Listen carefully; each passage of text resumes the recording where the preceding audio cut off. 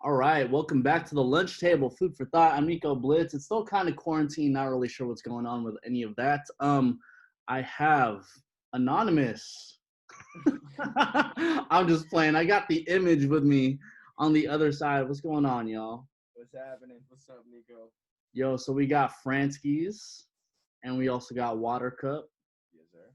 Yo, you guys, everything between your visual image to the imaging that you put on your music, it's just fantastic, and I absolutely love it, man. You guys are kind of like a electronic duo that dabbles into like hip hop and R&B, and like your guys' sound is just amazing, bro. Like Thank you. seriously, I I saw think you guys somebody said that our genre was electro trap the other day, and I thought that was like the most badass thing I've ever heard in my life. electro trap. Electro trap. I don't know what the fuck that means, but it sounds hard. So How'd you guys even get to that sound?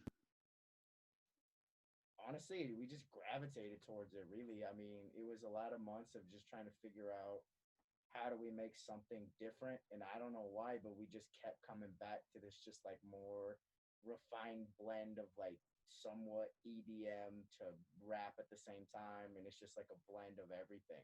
It just kept popping up with every couple weeks of another song that sounded something like that. So that was about it. Gotcha. And both of you are very musically inclined. I know Franskiiz has been doing music forever. Yeah, he's amazing. And Watercup, for example, I think I was reading somewhere that you were actually a journalism major before. Oh yeah, I am a writer by nature, my guy. Nice. Yeah, I graduated from Oregon like last year. That was right when I met him. Was like my last year at school, and then I moved back to LA, and that's how we linked up. That's what's up. So what, you didn't really want to go full force into the journalism side of the world?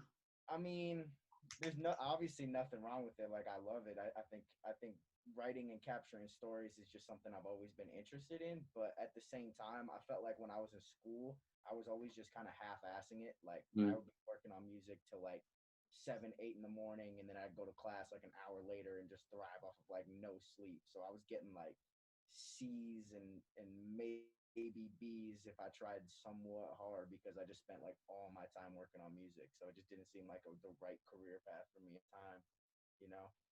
So you were playing the C's get the degrees type That was student. my whole motto. I've never lived by anything harder than that. I'll be real. And Franskiiz, for the people who don't know, I actually interviewed you maybe like 2, 3 years ago, and you're explaining like, your family is very musically inclined. I think your dad was also like he's a filmmaker, right? My uncle is my uncle's a filmmaker, but my Your dad and uncle. my mom music major, so I guess it's like really intertwined in the blood, you could say. Yeah. Well, and for the people who may or may not know, like you actually are from Hawaii, and you moved out to LA shortly after our interview, I believe. So then, what's the process been like for you, like ever since moving out here, and like the different, like the time zone and everything that you had to be accustomed to?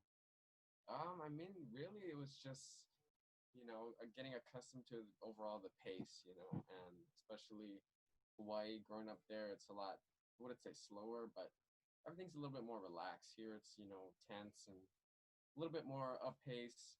Things move a lot quicker, and really just gravitating to moving quicker as far as like working, as far as like doing this, and everything that I'm surrounded by just allowed it to move a lot quicker, Yeah, versus like being in Hawaii.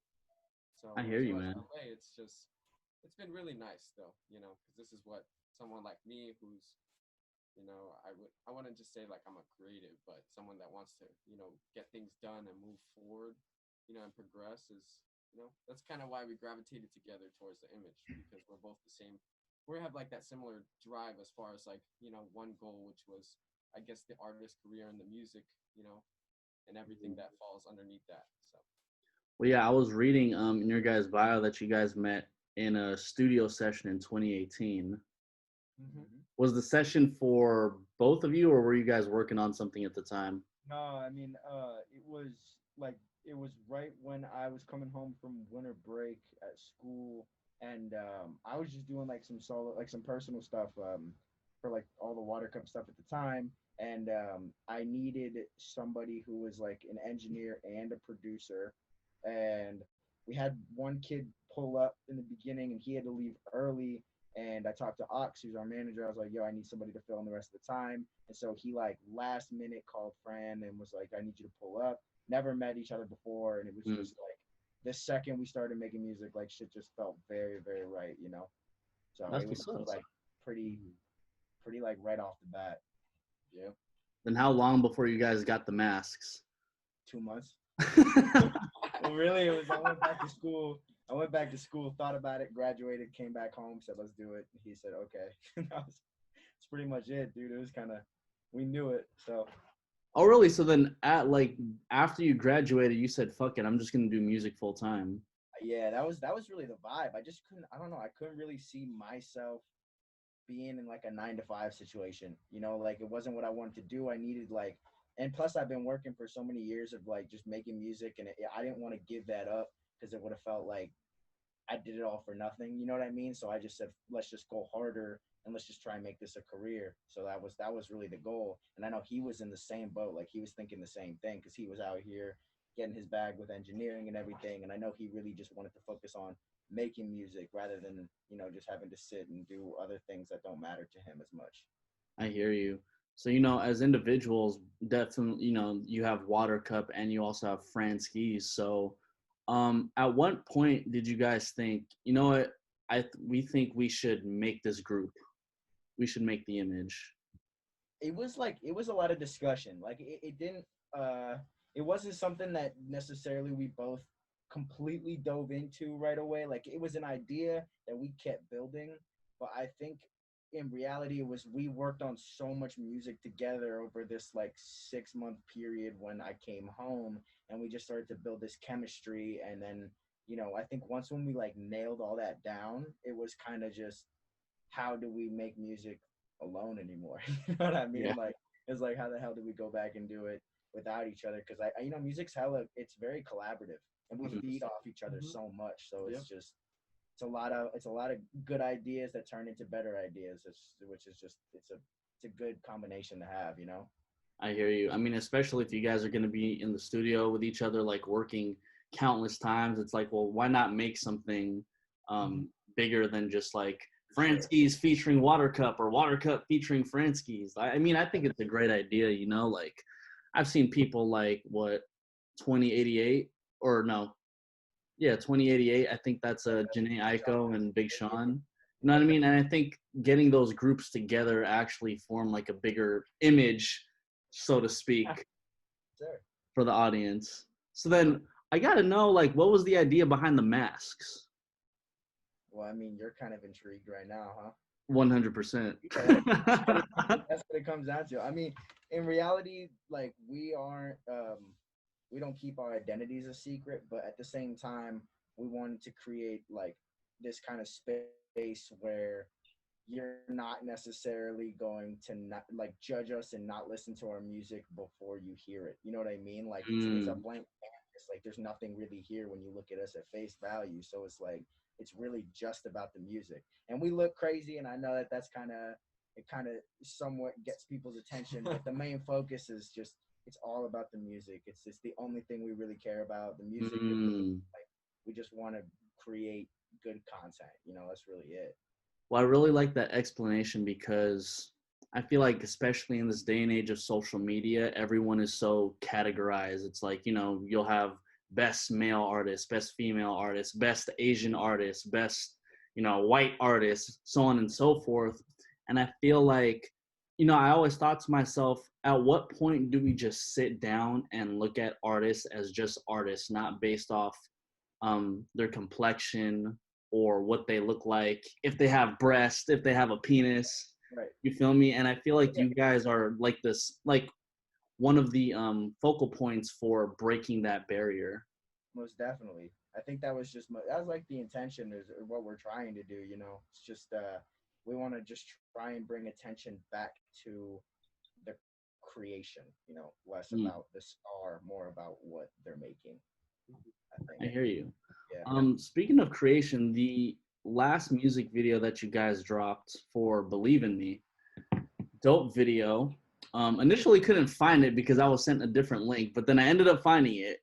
Yeah. It was kind of interesting to me because watching the music video, I got to a point where I didn't really understand it because, you know, the girl in the beginning, a young black female girl, she had two like stick figures, and I felt like later on, you guys were the living representation of what those stick figures were, but I probably only watched it once or twice, and I really couldn't grasp the concept of it. So I really want to know, like, from your perspective, what was really the concept for that music video? You want to explain it? I mean, so to dive a little bit deeper to give you some help. Yeah. So the concept behind it was, take for example a child, right? Um, every child has a dream, and growing up we're like, okay, Santa Claus is real, he's not just it's not just your parents, it's actually Santa Claus.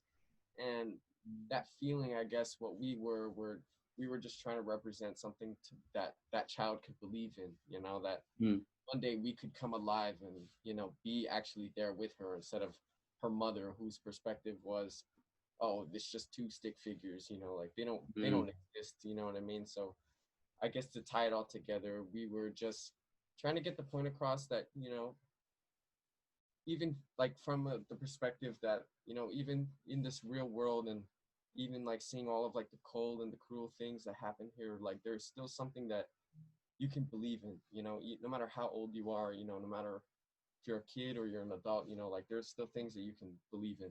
And hence the song "Believe in Me." And I think like what it really boiled down to was just like, as you get older, people try to constantly tell you that your dreams like aren't valid. It's like when you're a kid, you may see things one way. Like you may think everything you see on TV is real, like everything you see in magazines and comic books, like all that shit is real movies. And then when you get older, people tell you it's fantasy and it's bullshit, and it's like, everyone always tries to put you in a smaller and smaller box. So I think the main focus of the video is judging the difference between how the mom and their daughter views reality. Like what Vern's saying, it's like with the stick figures, the mom would just see them as two toys, but for the girl, she sees them as these big life-size crazy looking people, you know what I mean? So it's really about perspective, and it's about seeing it through two different lenses of being a child, being an adult. Because I feel like as artists, we never lose that ability to see like kids, like we're always dreaming. And I think that that's the difficulty with society, is it tells you to lose that really quickly. It tells you that those aren't things you need to be thinking about, which we wanted to touch on.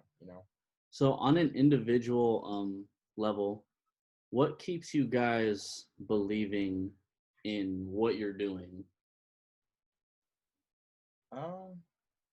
Say first, it's like the music. Yeah. It's like the creation of doing something that's absolutely what me or himself would think of on our own. It's so collaborative that putting it together just gives it like, an untouched thing that we've never ever made, generally, because I would have never thought like, oh, why don't I put these trap drums on some EDM or like something, and like this and that, and then, oh, let's talk about this, and in the song, and it's like, wow, I would have never thought, in my whole life or career that, things could be potentially made, because, we're also sitting on tons of music, and like it's so diverse at the end of the day, and really just trying to put it all together is like the beauty behind the collaboration 100%. and all of this. And it's just really stems down to the music. Yeah, I think he's right. I think it comes down to the music. I think it comes down to the ideas that we don't really put limits on ourselves or each other. So there's constant room to get better, and there's constant room to try and create things. It keeps it interesting. Like I never would have thought of this as like being work ever a day of my life. Like we genuinely enjoy everything we create, and it's just like becomes a much larger passion, after that. So. Yeah, it sounds like music is both of your catalysts to, it's kind of like the goal that you guys are forever trying to reach, knowing that goal is never fully fulfilled. Definitely. 100%. And I don't know, to me, I think that little explanation alone is, I think that separates you guys from most people, because I'll get a lot of people who are just like, yeah, I make music because I just thought the shit was fun, and then I was just good and da da, which is fine, which is For great. sure. But For the idea of constantly creating in order to, I guess, get a sense of like fulfillment, I think that's something beautiful in itself, because music is never truly done. Mhm. So Hey, that's just my 2 cents. No, of course, dude. 100%. That's amazing. Well said. But Franskii's too, man. Going back to you, once you moved back to LA, I was also seeing that you started producing for like Eric Bellinger, Yeah. Marky Basie, Smooth L. Like, coming from Hawaii, where there was essentially, where the music industry is much smaller than it is like in LA. Like, what were some of your first steps when you first moved out here to get in the room with people like that, or just to like get in the room in general and start It's, working? it was really, so at the time I was going to the Conservatory for Recording Arts. I don't know if you remember that. Hmm. When I was in Arizona when we did that interview.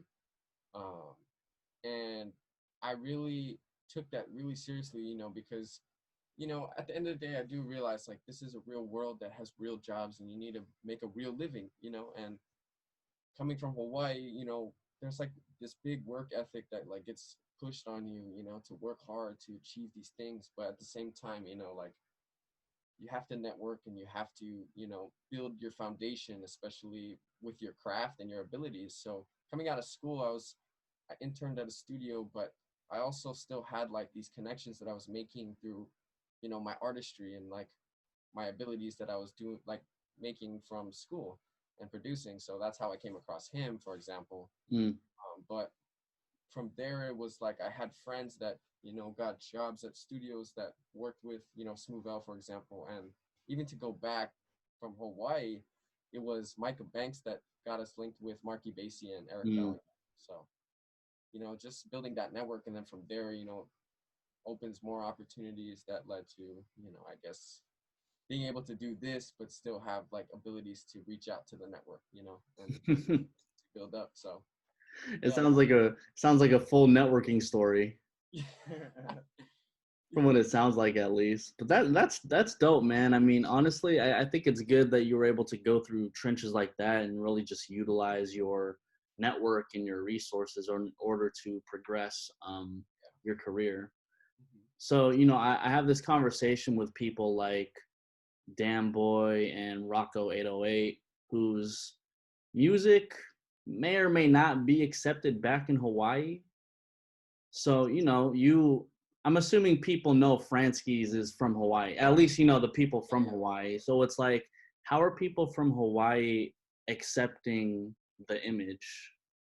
Right now, I'd say the turnout is really, it's been good, like I'm getting a lot of feedback from especially like my friends and their friends, and from even to my parents and their social level, like my parents tell me whenever I call them, I talk to them pretty much almost every day, and they're telling me like, oh, this, my friend saw your video and they thought it was cool, it was super awesome, it's so different, and like I said, if we were focusing so much on just like the music and at least trying to give like positive,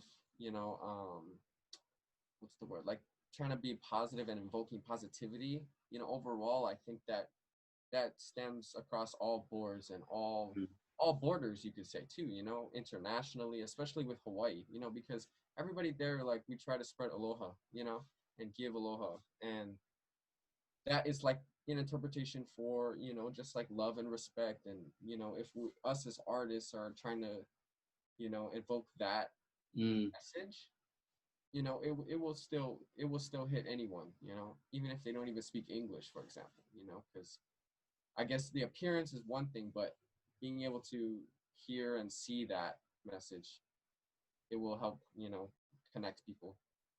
Amen to that, man. I really like that answer, by the way. So, obviously the image is your collaborative group, but, as Franskiiz and also as Watrcup, will you guys be doing solo work? I mean, nothing's like ever out of the question. I don't think we ever think about the music we make as belonging to a certain artist. It's really just we just make and don't we just make music and don't really think about it. And if it fits the image, it'll fit the image. And if one of us want to keep it, we keep it. But we're weird as hell, dude. Like, I'm gonna be honest with you. Like, we got like 4 other duos like already in the group. Like we're already like coming up with just like other things right now, bro. Like Watrskiiz, for yeah, example. bro. Like You know what I mean? we're crazy weird, bro. So it's like, I mean, if it wouldn't really be that different of a process, if he were to come out with something on his own, like I'd be helping on it. If I were to do the same thing, he'd be helping.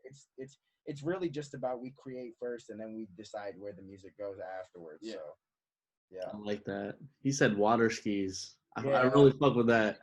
I'm not even joking. Like, crazy. Oh, for real? Yeah. literally. Yo, that's pretty raw. I really like that. No, it's hard. A lot of the music coming out of that'll come later, but that side is dope too. But Yeah. we're working on that one. Yeah. That's why I can't wait to, after hearing what you guys are doing with the image, I can't wait to see what you guys do like on an individual level and how you guys can like, I guess, split up the image again and we get like a full Franskiiz sound and a full Watrcup sound or a freaking Watrskiiz sound. You feel me? I think we're just diving into that too. Like I think when like Fran dropped his EP like what 2-3 months in ago? April. And I think like as we were going through, we just like we started to like really get down to like the bare bricks of like his sound, and it's like figuring out exactly like what vibes fit for which group or artist, I think that's dope. It's kind of just like we can really do whatever we want, there's no limits to what type of music we want to make. Like any genre we can just kind of pump out if we please, so it's like plus our identities, people do know who we are for sure. Yeah. Sure. It's also the connection, at the end of the day, even underneath the suit, like I'm still Fran, he's still Water, like we're still the same people that we are with and without this mask, Amen to that, man. It just dawned on me that you guys have like the perfect quarantine outfits. Oh, it's hard, dude. I need to start wearing this out in public. I feel like I freak a lot of people out. Yeah. Oh yeah, for I sure. don't know how people would necessarily react to this if we just like went shopping at Albertsons or something. It's like, are they Jabberwockies or are they anonymous? What's going on here? Like, what the fuck's going on? Yeah. So, in regards to the image, what else do you guys got going on for the rest of the year? You guys dropping more music videos, more music? Yep. We got a couple more singles coming out. Both the videos. Really, really excited for those. We honestly think that we set it up to escalate, so all the singles will get better and all the videos will get better. And then we're leading it to our project. Like we have a full album ready to go. We're just waiting on the right time to drop it. So we're gonna just drop the singles, build them, and then just wait to drop this full project. Amen to that, man. Is that project probably gonna drop by the end of 2020? I hope so. To be real with you, I do hope it'll drop at the end of 2020. It's ready. Just it's been done. Stuff, we gotta. You guys have a name? Yeah, it's called Humans by Association. Everything is just crazy with us. Yeah. Yep. That's the name of the album. Wow, I really like that. I seriously like that because I mean I don't fully get it, but you just saying it and knowing your guys' actual image, it's like, okay, I think I get it. Yeah. I think I get it. It'll make sense. It will. It'll make sense. I Should promise. make sense. Yeah. The image, man. Where can everybody find you? Instagram, YouTube, and all that. Instagram at Image Was Here. YouTube, just The Image. Spotify, we're everywhere. Yeah. There you go. Let's get you guys on the gram really quick, man. Yo, we got the image on the lunch table. You dig? Party. Franskiiz, Watrcup. Yay! Well, this is the lunch table. Food for thought. I'm Nico Blitz. Thank you guys for joining the lunch Thanks table. for having us, man. Thanks, Nico. It's a pleasure to see you again, man. Yeah, you too, man. You guys are in LA, right? Yes, Yeah, sir. All right, let's grab some lunch once quarantine's done or of whatever. course. Anytime. Yes. All right, guys, we'll take care. Peace. All right, peace.